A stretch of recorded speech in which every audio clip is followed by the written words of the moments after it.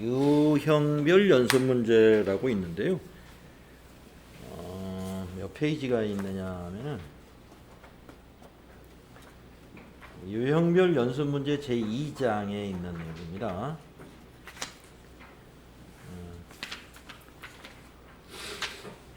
311쪽을 잠깐 펴보겠습니다.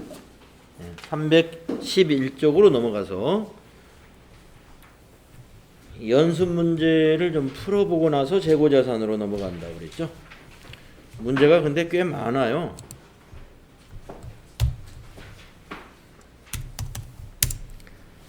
자, 회계의 개념부터 연습했던 거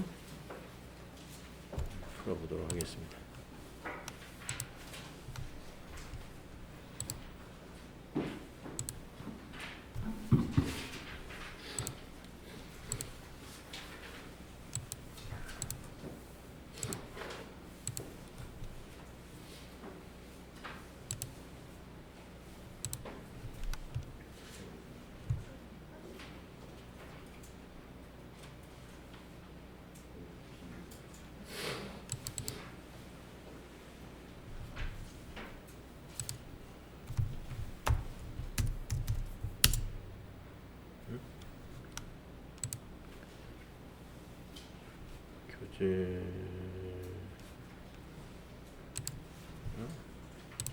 자, 311페이지에 있는 재무회계 개념에 관한 문제. 자, 1번 한번 볼까요? 회계의 기본 목적을 가장 잘 설명한 것은. 자, 여러분 회계의 목적은 두 가지가 있었습니다. 회계정보 이용자에게 유용한 회계정보를 제공한다는 하나의 목적이 있고, 두 번째는 수탁 책임자의 회계 책임을 보여주는 것이 또 하나의 목적입니다. 자, 단순히 장부를 정리하는 건 아니죠. 기업의 다양한 이해관계자의 의사결정에 유용하고 적절한 회계 정보를 제공하는 건 이건 중요한 목적 중에 하나죠. 기업의 과세 표준 결정이 주된 목적이다. 이건 세무회계죠. 기업의 재무 상태만을 파악하고자 한다. 그렇지만은 않습니다. 2번 되겠습니다. 자, 그 다음에 3번 문제로 한번 볼게요. 뭐 2번 비슷하니까 그냥 패스하고 3번. 다음 설명 중 옳지 않은 것은 이랬습니다. 재무보고의 목적은 회계정보 이용자가 합리적인 판단을 할 수 있도록 유용한 정보를 제공하는 데 있다. 맞죠? 그 다음에 가장 중요한 회계정보의 질적 특성은 목적, 적합성과 신뢰성. 맞습니다. 재무제표를 작성하고 보고할 1차적인 책임은 기업의 경영자에게 있다. 맞습니다. 경영자가 책임자입니다. 재무회계는 내부 정보 이용자인 경영자의 경영활동에 필요한 재무정보를 생성시키고 이를 분석하는 것을 주요 목적으로 한다. 우리가 재무회계가 아니고요. 이 내부정보 이용자, 즉 경영자의 경영활동에 필요한 재무정보를 생성시키고 이것을 분석하는 것을 주 목적으로 하는 회계는 원가관리회계입니다. 이거는 원가관리회계거든요. 따라서 옳지 않은 것은 4번이 되겠습니다. 그 다음에 5번 문제 한번 볼까요? 4번 문제 한번 봅시다. 4번. 다음 중 재무제표 정보의 특성과 한계를 재무제표의 특성과 한계 설명으로 옳지 않은 것은 이랬어요. 자, 1번. 재무제표는 화폐 단위로 측정된 정보를 주로 제공한다. 그렇습니다. 화폐 단위로 표시하고 있어요. 2번. 재무제표는 대부분 과거에 발생한 거래나 사건에 대한 정보를 나타낸다. 100%는 아니지만 대부분 과거에 발생한 거래를 가지고 재무제표를 만듭니다. 그러나 일부는 추정이 있습니다. 우리가 앞 시간에서 배웠던 대손 추정. 이거 어디까지나 추정이에요. 실제로 발생한 비용이 아닌 것을 우리 비용 처리했지 않습니까? 추정치도 일부 있습니다. 자, 그 다음에 3번. 재무제표는 추정에 의한 측정치는 포함되지 않는다. 예, 여기가 틀렸다 이겁니다. 추정에 의한 측정치도 일부 있습니다. 따라서 3번이 옳지 않다. 4번은 재무제표는 특정 기업 실체에 관한 정보를 제공하며 산업 또는 경제 전반에 관한 정보를 제공하지는 않는다. 그렇죠. 재무제표는 그 기업의 실체에 관한 것을 제공하는 것이지 산업 전반에 대한 정보를 제공하는 것이 아니죠. 자, 6번 문제로 가볼게요. 회계정보가 갖추어야 할 주요 질적 특성은 목적 적합성과 신뢰성이다. 다음 중 목적 적합성과 가장 관련이 높은 것은? 자, 여러분 목적 적합성이 뭔지 좀 기억이 나시나요? 저기였는데, 네. 목적 적합성 하면은 하위 질적 특성으로 3개가 있었어요. 예측가치, 피드백가치, 적시성, 이렇게 3가지. 네. 뭐 지금 당장 이걸 뭐 외운다기보다는 좀 이해를 좀 해 주시고요. 시험이 다가올 때는 이거 외워 두셔야 돼요. 예피죠. 그래서 목적 적합성과 가장 관련 높은 거 표현의 충실성은 신뢰성에 해당되는 거예요. 이거는. 그 다음에 적시성, 그렇죠. 이게 답이네요. 2번이. 검증 가능성, 이것도 신뢰성에 대한 것입니다. 중립성, 이것도 신뢰성에 관한 것입니다. 답은 2번이죠. 그 다음에 8번 문제 볼까요? 다음 중 회계정보가 신뢰성을 갖추기 위하여 가져야 할 질적 특성에 대한 설명으로 옳지 않은 것은? 자, 신뢰성을 갖춰야 하기 위해서. 1번. 회계정보는 객관적으로 검증 가능해야 된다. 네, 여러분 신뢰성의 표검증을 생각하시면 돼요. 검증. 예, 맞습니다.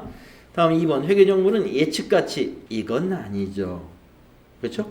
예측가치는 신뢰성하고 관련있는 것이 아니라 이거는 목적 적합성과 관련된 겁니다.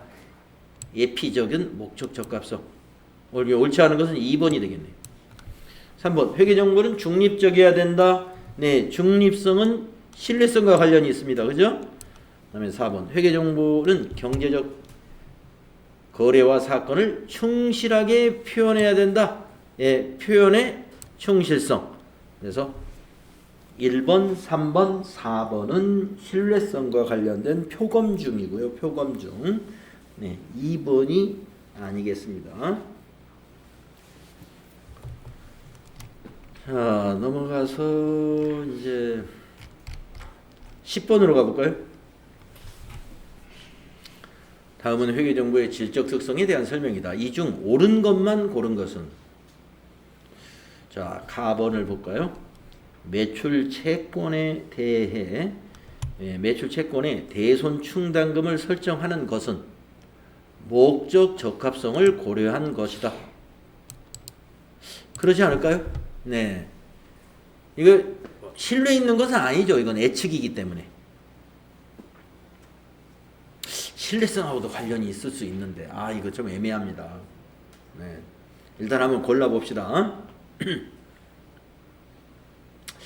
왜냐면은 이 대손충당금의 설정이라는 것은 충실하게 표현하려고 하는 거거든요. 충실한 표현. 근데 또 목적 적합성하고도 관련이 있을 수 있어요. 좀 애매합니다, 이거. 요거는 삼각형. 삼각형.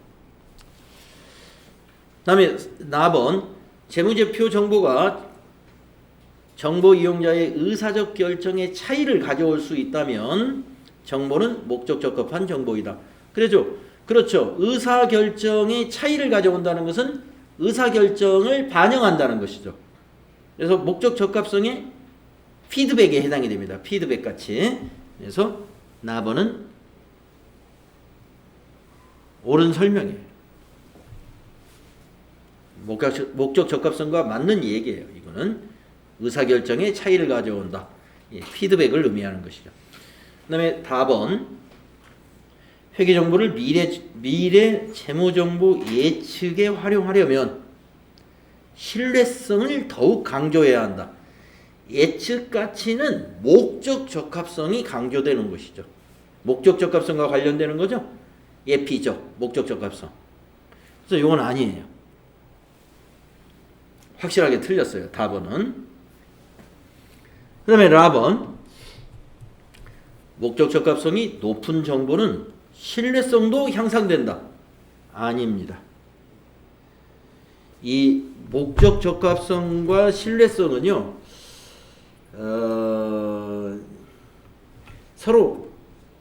서로가 좀 보완적이어야 돼요. 상충적입니다. 상충.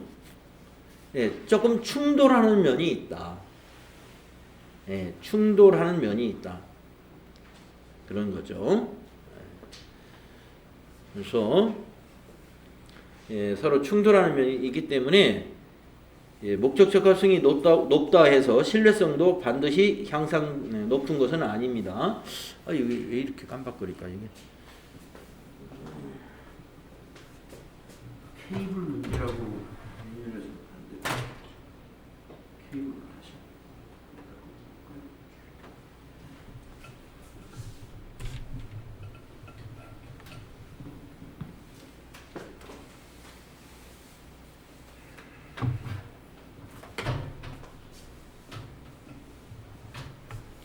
그러면 답은 어디예요? 가나가 되겠네요. 그렇죠? 예. 1번이 답이다. 가나. 예. 다라는 확실히 틀렸어요. 자, 다음에 12번 문제로 가볼게요. 아래의 가와 나에 해당하는 회계정보의 질적 특성은, 이제 질적 특성에 관해서 이론 문제 반드시 한 문제는 나옵니다. 예.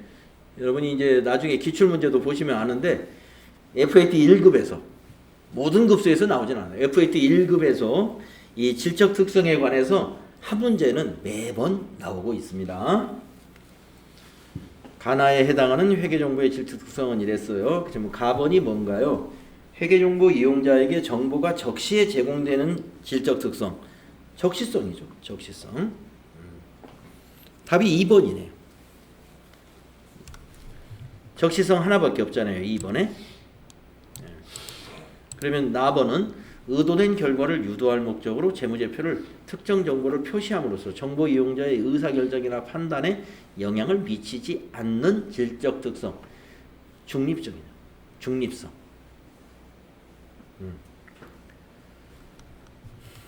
그래서 답이 2번입니다. 이렇게 문제를 많이 풀어보는 게 시험 준비가 됩니다. 자, 그 다음에 14번으로 넘어가 볼까요? 다음 가에 해당하는 용어로 적합한 것은 이랬습니다. 재무제표를 작성할 때 무엇으로서의 존속 가능성을 평가하여야 한다. 계속기업이네요. 계속기업. 존속 가능성이라는 게 계속기업을 의미하는 거거든요. 한번 계속기업을 넣어서 읽어볼게요. 재무제표를 작성할 때 계속기업으로서의 존속 가능성을 평가해야 한다. 경영진이 기업을 청산하거나 경영활동을 중단할 의도를 가지고 있지 않거나 청산 또는 경영활동의 중단 외에 다른 현실적 대안이 없는 경우가 아니면 계속기업을 전제로 재무제표를 작성해야 한다. 그렇습니다. 그래서 감가상각비 같은 회계처리가 계속기업이라는 전제를 하고 회계처리한다는 것이죠.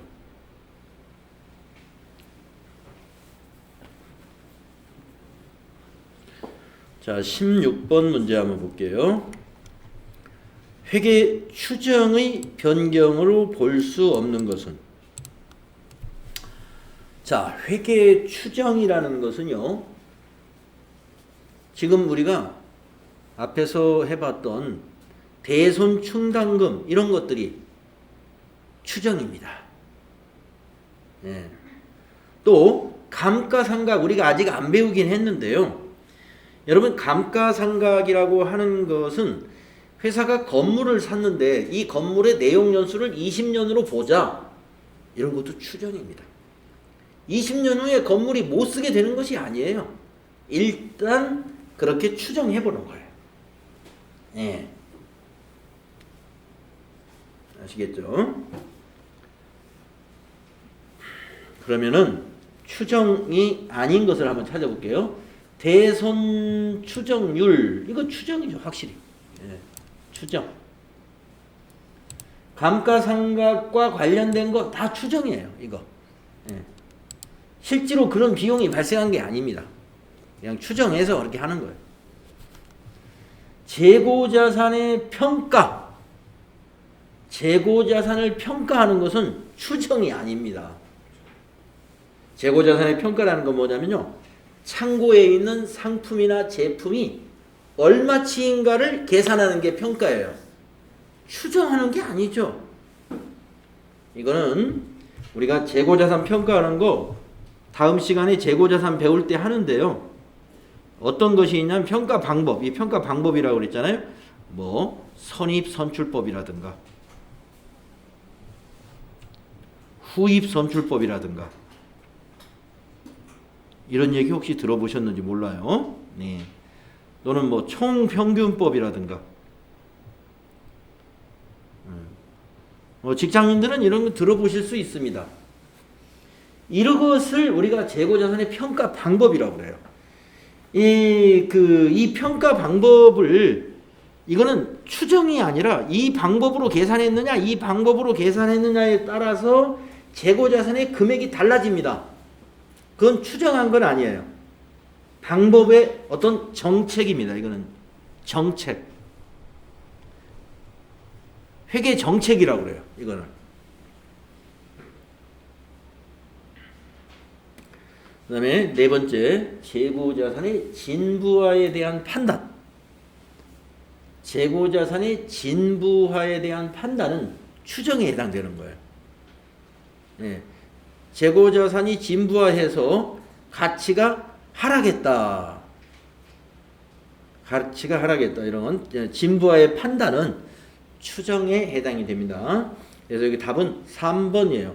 이건 우리가 앞에서 이거 배운 내용은 아닌데 FAT 1급에서 정책의 변경이냐 또는 추정의 변경이냐 이런 식으로 문제는 나오지는 않는데, 이 문제 똑같은 문제가 작년, 재작년, 이제 2020년도가 벌써 작년이고 2019년도 어느 회차 문제에 이와 똑같은 문제가 한번 나왔었습니다. 그래서 여기다 넣어놓은 것 같네요. FAT 1급의 원래 출제 범위는 아니에요. 그래서 교재, 올해는 교재에 넣어놨는지 모르겠는데 아직 뒷부분을 안 봤습니다만은 우리 교과서 본문에 이런 추정의 변경이다, 정책의 변경이다 구분해 놓은 것은 없어요. 그러나 우리가 이제 지난 시간에 대손 추정률 이렇게 배웠단 말이에요. 대손 처리는 추정에 의한 회계 처리인 것이다. 감가상각의 내용 연수 관련된 거 이거 다 추정에 관한 거예요. 감가상각 방법이나 이런 변경하는 게 다 추정의 변경에 해당이 됩니다. 그런데 재고자산의 평가 방법이라든가 이런 것들은 정책의 변경이라는 걸 좀 알아두십시오. 자, 재무제표 문제 볼까요? 1번 일반 기업회계 기준상 재무제표가 아닌 것은 3번이죠? 여러분 재무제표 종류 5개 다 외우셨죠? 재무상태표, 손익계산서, 현금흐름표, 자본변동표, 주석 외우고 있어야 돼요. 아닌 것은 3번입니다. 자, 넘어가서 3번 문제로요. 재무상태표에 관련된 내용으로 틀린 거. 이 정도는 다 알죠? 재무상태표. 1번 일정 시점에 기업의 재무상태를 나타내는 재무제표 맞죠? 2번 재무상태표의 구성요소는 자산부채 자본 알죠? 네. 재무상태표는 자산은 부채 더하기 자본이라는 회계 등식에 의해 작성되는 것 맞죠? 일반 기업회계 기준에서는 재무상태표만 비교식으로 작성하도록 규정하고 있다. 비교식이라는 것은요, 재무상태표에만 적용되는 게 아니라 손익계산서도 적용됩니다. 비교식이라는 말은 뭐냐면요, 우리가 이 시산표는 비교식으로 안 만들어요. 그러나 재무상태표 이게 보시게 되면은 이렇게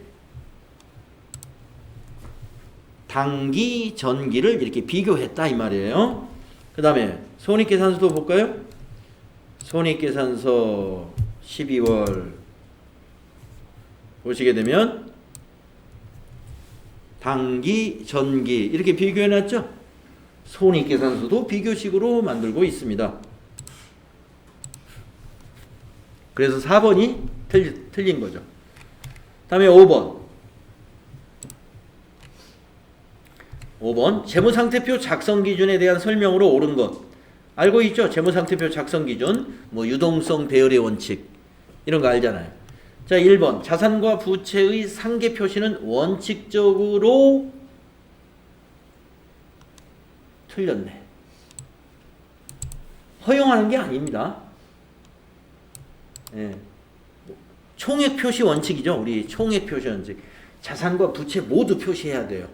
서로 차감, 상계 이거 안 됩니다. 2번 경영진은 재무제표 작성 시 계속기업으로서의 존속 가능성을 평가해야 한다. 예, 맞습니다.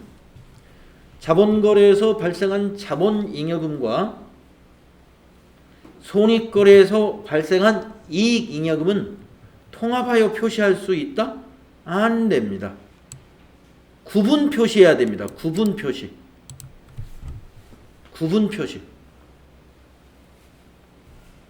다음 4번 가지급금 또는 가수금 등의 미결산 항목은 그 내용을 나타내는 적합한 과목이 없을 경우에는 그대로 사용할 수 있다?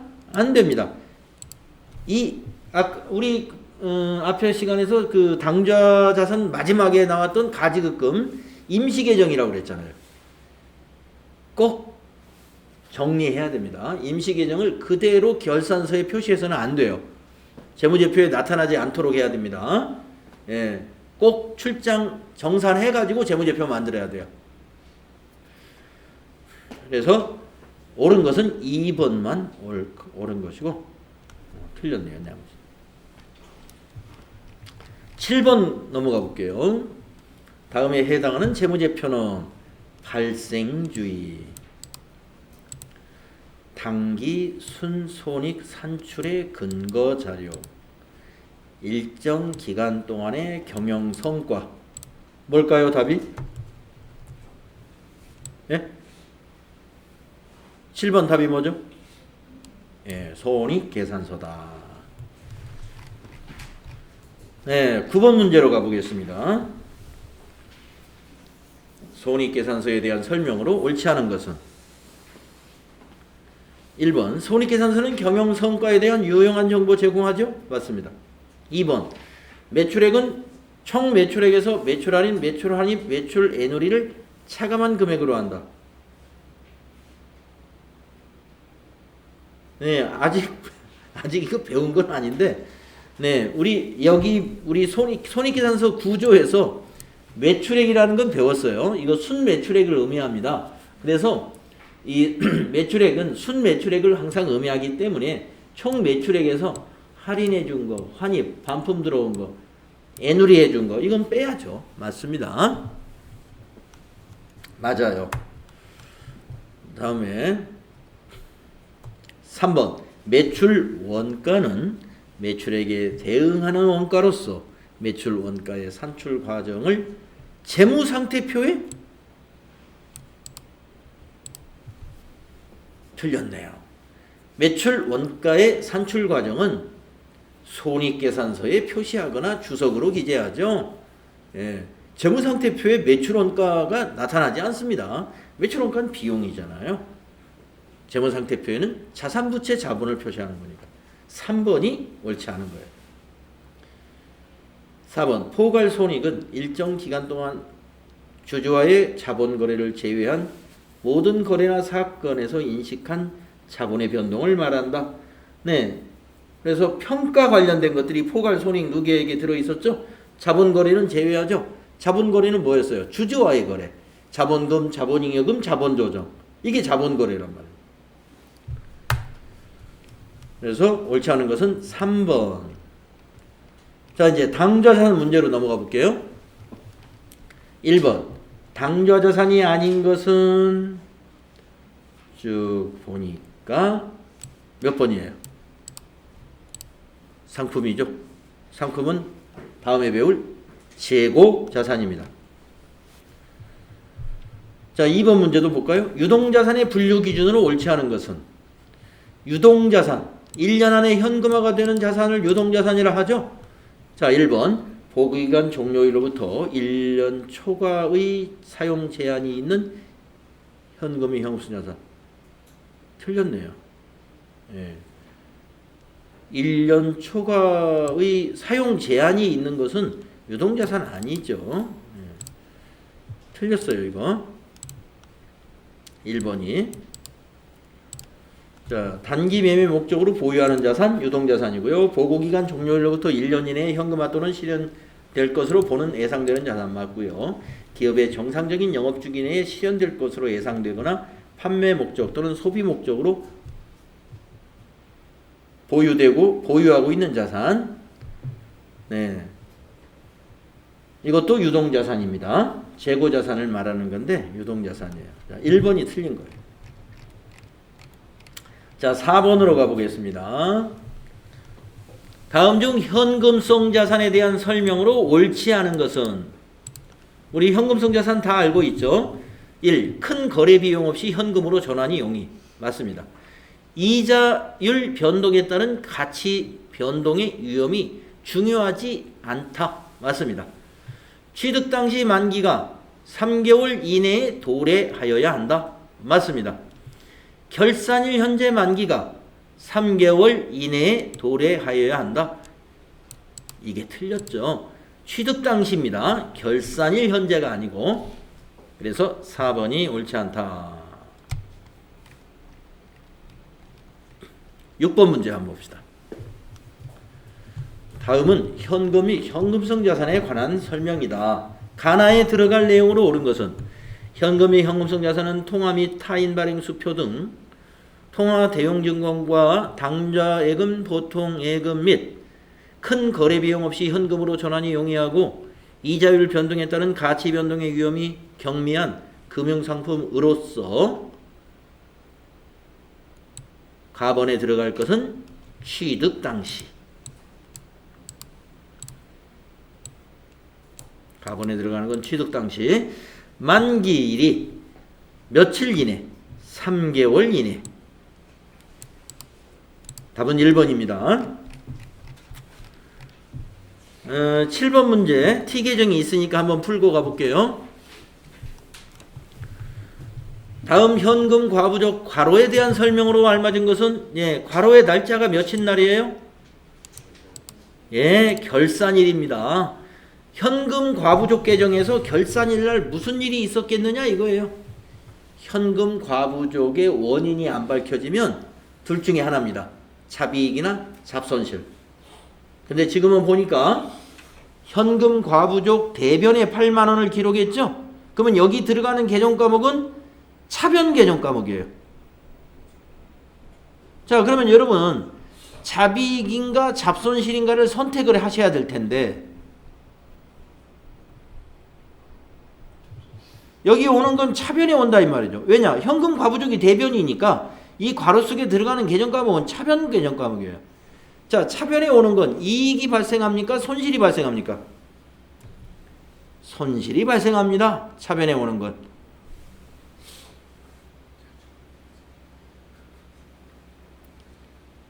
비용 발생은 차변이에요. 그래서 여기 들어가는 건 분명히 손실이라고 해야 돼요. 이 보기에서. 자, 장부상 잔액이 실제 잔액보다 8만 원이 많은 것을 발견했다? 발견한 게 아닙니다. 결산일 날은, 발견한 건 10월 1일 날 발견했. 많은 것도 아니고 적은 것이 발견된 것 같아요.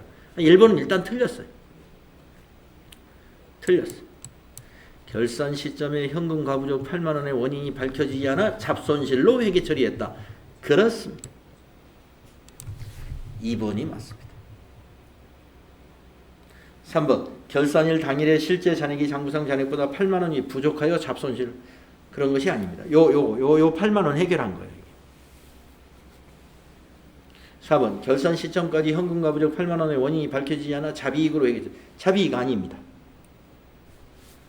그래서 2번이 맞는 것이다. 이해가시나요?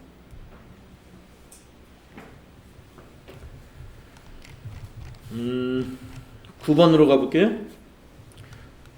다음 중 단기매매증권에 대한 설명으로 옳지 않은 것은 단기매매증권 시험 문제 참 잘 나와요. 1번 단기매매증권은 단기매매차익 실현을 목적으로 취득하며 시장성 유무와는 무관하다? 틀렸어요. 답이 1번이네. 자, 단기매매증권으로 분류하려면 두 가지가 전제돼야 됩니다.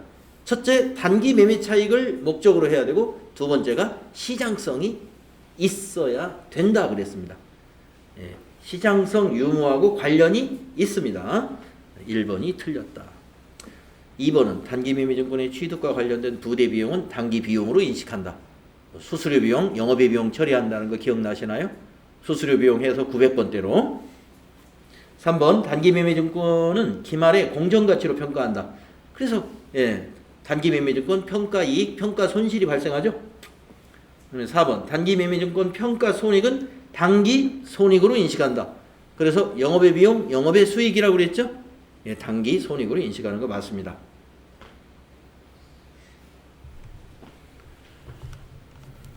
자, 그 다음에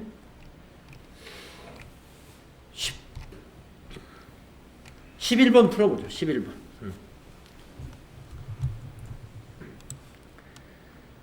주식회사 3일은 11월 14일 단기 투자 목적으로 주식회사 부산의 주식 100주를 주당 2만원에 취득했고 이때 발생된 주식거래 수수료는 4만원입니다. 자, 여기까지만 일단 정리 좀 해야 되겠네요. 말이 길니까. 자, 100주를 2만원에 샀어요. 단기 투자 목적으로. 결산 시 주식회사 부산의 공정가치가 주당 17,000원이에요. 3,000원 하락했어요. 가격이 하락했습니다. 이때 주식 평가손익으로 오른 것은 평가. 네. 자, 이 비용은 제껴놓고 2만원짜리를 17,000원으로 평가하면 됩니다. 100주예요. 그러면 30만원이죠. 예, 30만원 평가 손실 발생이다.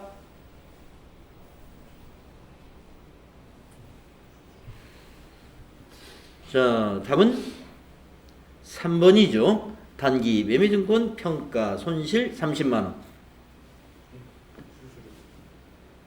수수료 비용은 따지면 안 됩니다. 왜냐? 수수료 비용은 취득할 때 비용 처리해버렸기 때문에 평가의 대상이 되지 않아요. 지금 단기 매매증권은 2만원에 산 겁니다. 2만원. 이 비용을 취득원가에 포함시키지 않습니다. 단기 매매증권은. 그런데 단기 매매증권을 제외한 매도가능증권이라든가 앞으로 나오는 재고자산이라든가 유형자산이라든가 이제 앞으로 나오는 모든 자산에서는요. 취득시 비용을 전부 취득 원가에 전부 포함시킵니다. 앞으로 나오는 자산들. 뒤에 배울 모든 자산이 자산 취득시 들어가는 수수료라든가 이런 거 전부 비용 처리 안 해요. 취득 원가에 포함시켜가지고 자산으로 잡습니다. 앞에서 배웠던 단기 매매 증권만 이거 별도의 비용 처리해버려요. 잘 기억하십시오. 그래서 답은 3번이다. 자, 13번 13번 문제 봅시다. 복잡합니다. 주식회사 3일의 단기 매매증권 처분 관련 자료이다. 8월 1일 거래에 대한 단기 매매증권 처분 손익은 얼마냐? 8월 1일 날 무슨 일이 있었나 볼게요. 위 주식을 한 주당 700원의 처분, 그리고 수수료가 10,000원, 차감된 69만 원이 보통예금에 입금됐습니다. 그럼 분계 한번 써보겠습니다.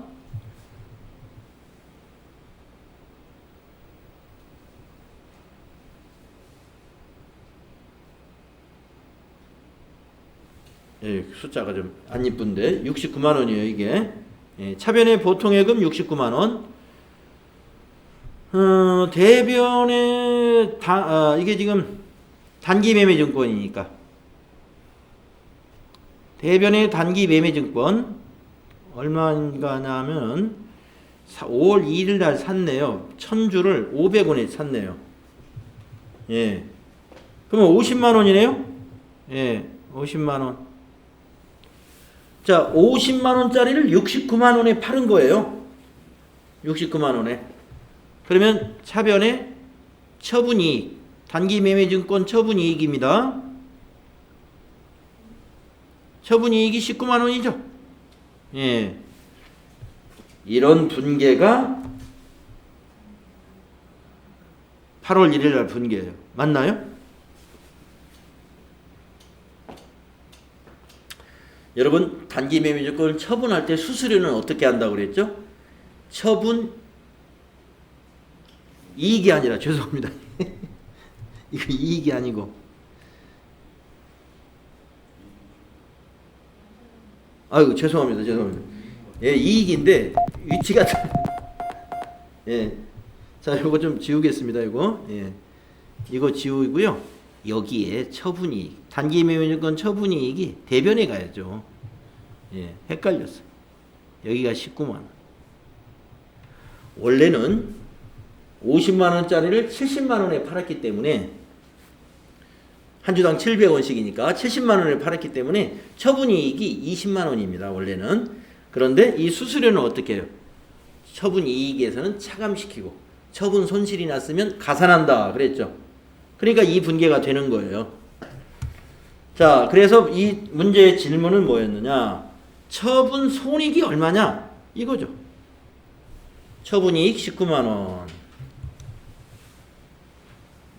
답은 3번에 있습니다. 이거예요. 네. 분계가 되어야 처분이익이 나타납니다.